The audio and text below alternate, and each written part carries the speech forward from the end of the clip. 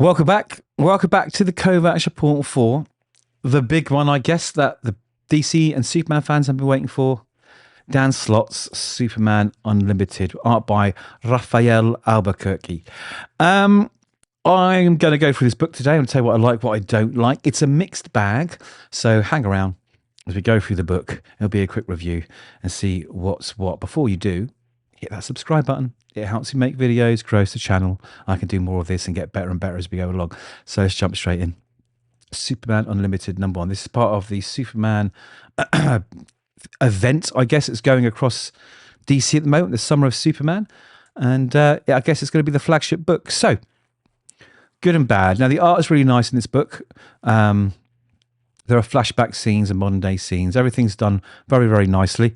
Looks really good. But we start off here and we find out that a billionaire and his wife have separated. And in the process, Imani Edge, she has inherited a lot of Morgan Edge's media empire. And she's put good old Lois Lane in charge of that entire multimedia empire. So let's get into that. She goes, we're expanding into an all-new media empire with dedicated branches in every major city, from Gotham to Themyscira. We'll be overseeing 4 24/7 cable channels and fact-checking 3 of the top 5 social media platforms. So that's a huge, huge empire and a huge responsibility for Lois Lane. Of course, good old Clark Kent's there, and he has to run off, just like Spidey does, because he can sense something bad's going on. He's got to whisk off and save the day. So this is where it begins. We get a sort of pastiche of Superman, doing good things, stopping car thieves and robbers, saving a child from a tiger at the zoo, saving a plane from crashing and a boat from sinking and a building burning. Then, because he's such a do-good and nice guy, he hears a young busker singing a song, and he comes down, gives us some nice words and a few dollars to say thank you for your songs.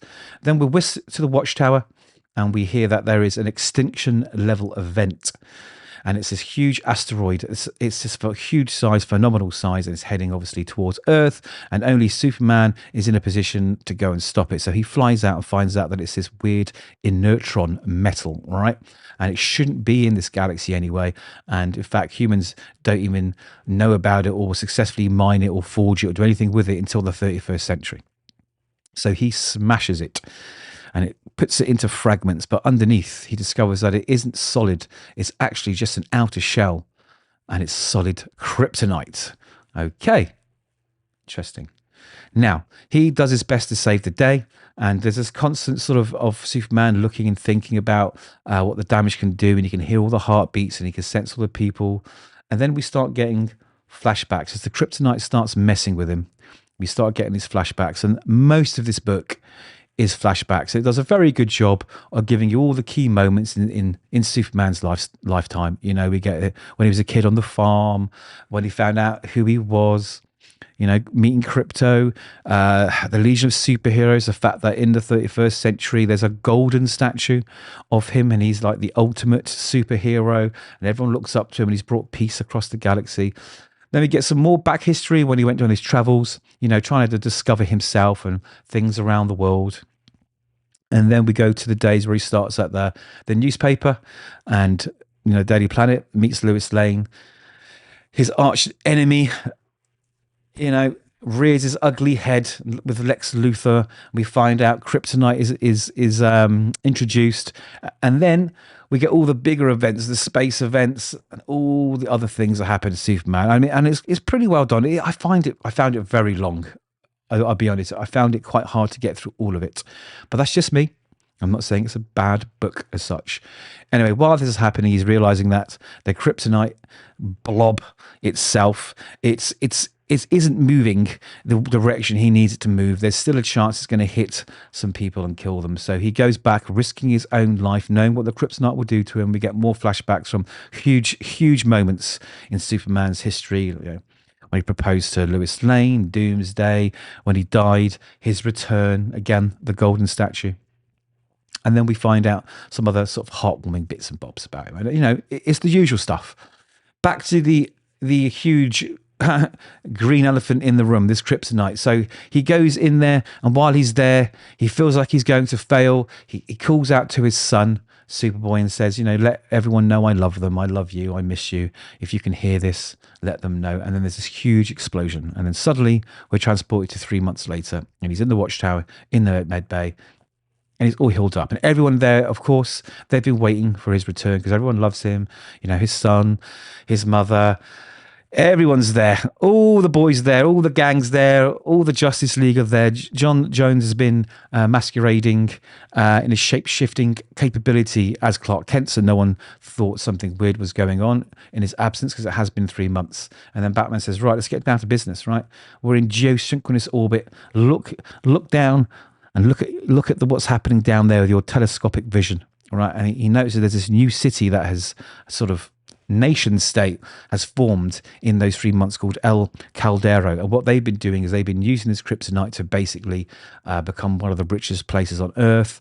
They're producing the greatest technology, the greatest weapons, everything, you know, which is scary because it's basically Kryptonite City.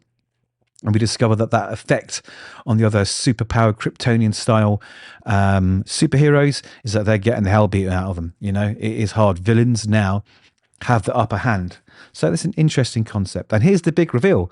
So they turn on these, what they called spectrometer lights, and they find out that he was buried under this mountain of kryptonite, right? And it should have poisoned him. But what it did to him is it's changed his powers. And now he has this golden glow, much like that golden statue of him, which is a nice touch because maybe that golden statue was gold because this was part of his history, you know. So therefore, if a statue is made of him in these days, it would reflect how he looks now. So that was pretty cool. So as it says, everything changes. It's new. It's interesting. Is he invulnerable to kryptonite? I don't know. Does this give him new powers? Does it take powers away? It's a very, very interesting story. Now that's the good. The bad for me, and please don't hate me, number one, I'm not a huge Superman fan. So if this is all exactly what's normal in Superman books, then I apologize. But this is just my opinions. Dan Slott, and I like Dan Slott, has a very certain writing style. And the thing that I kind of couldn't get on with really was the sort of hammy dialogue. It was a bit 1950s, 1960s TV show Batman for me, you know, and it just took the edge off a really, really good idea. Now, I do like the book, you know, and I think the work that's been done on it is great. It's an extra long issue. I think the concept's really, really interesting, you know. It flips a lot of things on its head. So for that, I think it's great, and I'm going to continue reading it. So that's really my only point was just the style of dialogue and the fact that it felt really long. But there's a lot of history in Superman, so I expect that takes a few pages to get through. But all in all, it wasn't a bad book. It wasn't a bad book at all. And you know what? I'm going to give it a go. I'm going to see how this first arc unravels and where it takes, you know, the Man of Steel. So those are my thoughts. Let me know yours. And like I say, before you go, it would be great, absolutely great, if you could hit that subscribe button and the like button if you like the video. So until next time, take care.